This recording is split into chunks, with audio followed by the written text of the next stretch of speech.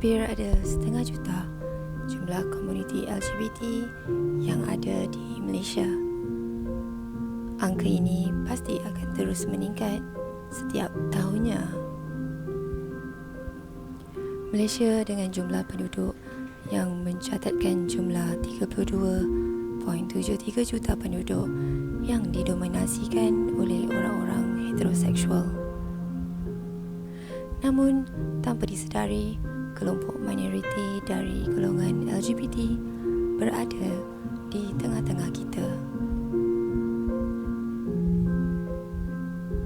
Di Malaysia sendiri, banyak ditemukan komuniti-komuniti yang secara sembunyi atau terbuka menyatakan diri mereka sebagai golongan LGBT. Minoriti LGBT ini berkembang secara perlahan di sekitar kita.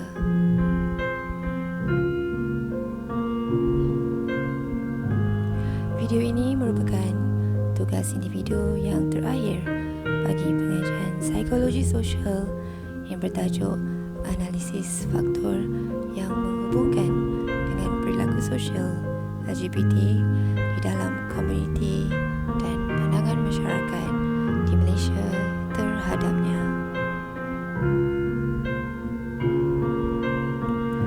Sejak akhir-akhir ini, isu gejala yang tidak sihat semakin menular, terutamanya di dalam kalangan remaja. Antara isu yang hangat diperkatakan ialah hubungan cinta dan hubungan sejenis. Fenomena ini menjadi lebih ketara dalam masyarakat kita hari ini.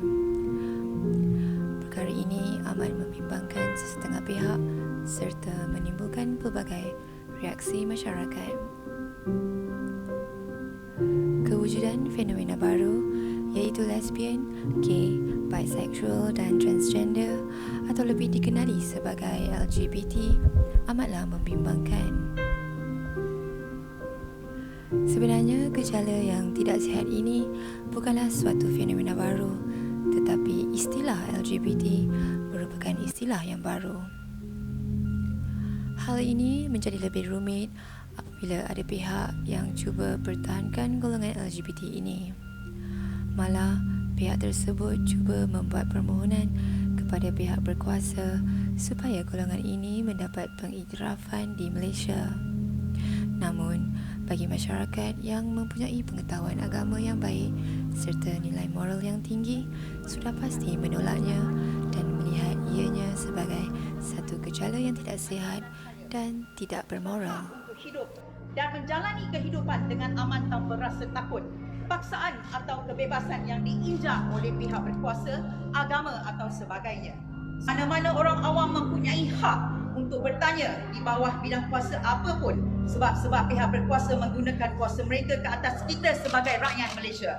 Saya amat berharap semua orang politik dan keagamaan tidak menggunakan isu transgender, LGBT, liberalisme, pluralisme dan sebagainya untuk menutup kegairahan mereka untuk meraih kuasa.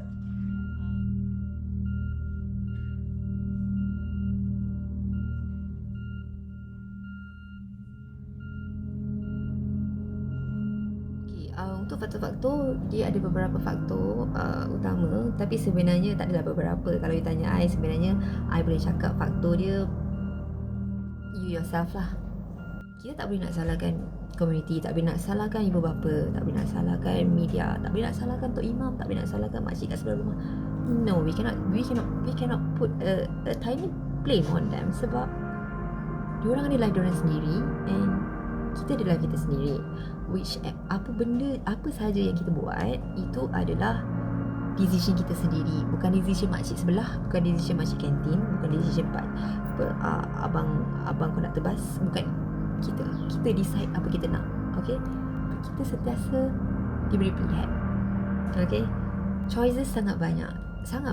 Itu yang dinamakan nafsu. So think that yang you choose tu lah yang akan determine who you are, what you want to be and what will you be. So kalau tanya faktor-faktor, paling utama punya faktor tu saya masih lagi belum dapat cari ataupun belum dapat discover. Tapi mungkin sebab traumatized.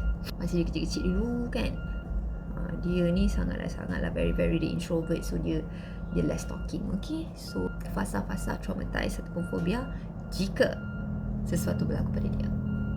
Basically, orang yang introvert, they don't prefer to talk to someone else. They will prefer just keep it to themselves. And then if let's say, kalau macam contoh, dia ada 3 abang, dia ada 2 abang saudara kat rumah, and then bapak tiri. Okay, so she's the youngest female. So do you think that she's going to share dengan abang dia? Tiba-tiba datanglah pula bapak tiri dia, sangatlah pervert, ingatan mengenyam kan, duk garuk-garuk badan dia, duk macam tu. Dia nak bagi tahu mak dia, mama dia. Of course terang lah itu bapak tiri dia, which is husband mak dia yang sekarang. So this could be one reason. So this one, dia tak ada pilihan. Bukan tak ada pilihan, dia tak nampak pun option and choices tu. Dia just nampak revenge and rebel kan.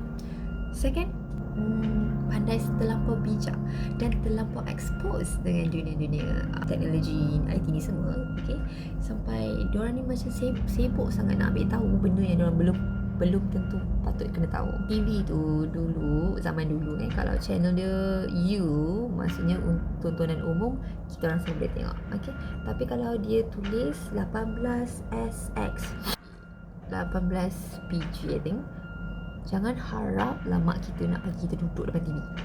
No. So sedikit adegan kesian sikit-sikit pun you takkan jumpa pun. Okay, so tapi sekarang ni type saja dekat Google tu kan, agak-agak macam nafsu tu tak betul, ting-tong tak, kat Google dah jumpa. The way they think is supposed, they should think based on diorang punya level of maturity. Okay, tapi disebabkan zaman sekarang ni adalah zaman-zaman very advanced, very IT gitu, so this is not something that we can blame all the kids, because they are not giving any choice. Ini bukan choice. Okay, this is because of the environment. So salah satu faktor adalah environment. Pornografi, sangat bahaya ya pornografi tu, betul. Sebab kita tak tahu nafsu kita ni level macam mana. Level yang biasa ke, level yang bukan luar biasa ke, is it level ace ke, level crown ke, atau level conqueror ke, we don't know what level. Kadang-kadang kita pun tak tahu level kita apa, nafsu kita, nafsu serakah tu apa. So don't tell me that you can control your nafsu by any glance. Nafsu tu dikontrol oleh syaitan ni rajim. Bila you dah terpegang, whatever lah, there's nothing for you to reverse balik or rewind balik or macam return to be ke. No, nothing. Saya ada satu kajian kes bersama dengan seorang klien di mana beliau adalah seorang gay boy. I think I mula suka kat lelaki ni when time I mimpi basah waktu tengah malam. I tak sure siapa, tak sure budak tu siapa. Tapi what I can say, feeling dia lain. Rasa seronok, happy. Tapi peliknya sebab mimpi main dengan budak lelaki, babe. I dulu banyak kali main cinta dengan budak-budak perempuan ni. Last at one time, I yang kena tinggal. Tak tahu sebab apa, sebab my ex-girlfriend tu ada sekali lain, babe. Last, one of my friend, which is a guy ni lah yang bagi I nasihat, ajak keluar, nak bagi ketenangan katanya. Tak macam mana lah I boleh suka pula kat budak tu. Mungkin sebab baik sangat kot, rasa macam disayangi lah pula. I am gay and for me that's normal. Semua ni kan hak masing-masing, hak asasi manusia kan. Janji I tak ada nak destroykan life orang. Saya tak kacau siapa-siapa pun, babe. I just mind my own business. Pergi kerja, balik kerja. Lepas tu balik kerja, spend time pula dengan partner kita and repeat. Macam tu lah konsep dia.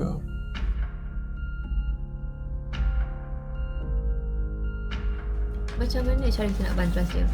Simple. First thing first ever, stop discriminate mereka, stop mendominasikan mereka, stop judging mereka, stop label mereka, and stop hina ataupun stop dengan negative thinking and negative attitude and negative thought about them. Sebab first, diorang pun manusia, diorang pun ada perasaan, they are complete, perfect everything. Okay, second, we are not perfect too. Alright, and then make sure how sure that before kita nak label seseorang tu, how sure are you that you will be like forever angel kan? So and third, kalau boleh semua daripada kita belajar. So saya rasa this explanations is enough untuk gantikan semua isi padu ataupun intipati dalam saya punya rumusan kajian kes daripada saya punya kajian kes sebelum ni. Video ni juga sebenarnya mengajar saya untuk sentiasa tidak mudah mendiskriminasi sesiapa. Bila kita judge manusia, seseorang tu boleh effect without we knowing it. Okay, perjalanan hidup tu masih lagi panjang untuk setiap orang kan. So apa pun isu ataupun apa pun gejala di kalangan masyarakat kita, kalau boleh, benda pertama yang kita kena buat is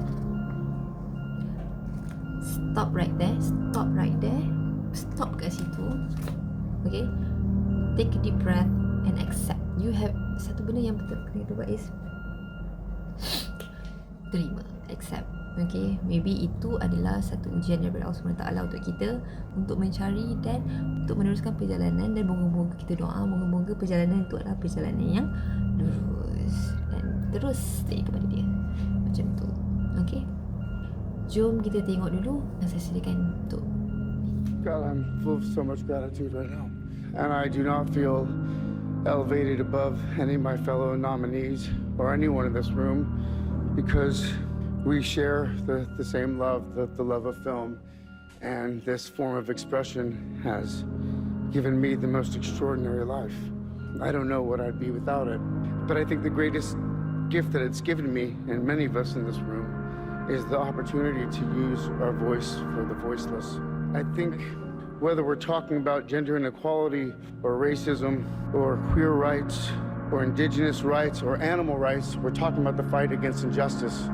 We're talking about the fight against the belief that one nation, one people, one race, one gender, or one species has the right to dominate, control, and use and exploit another with impunity.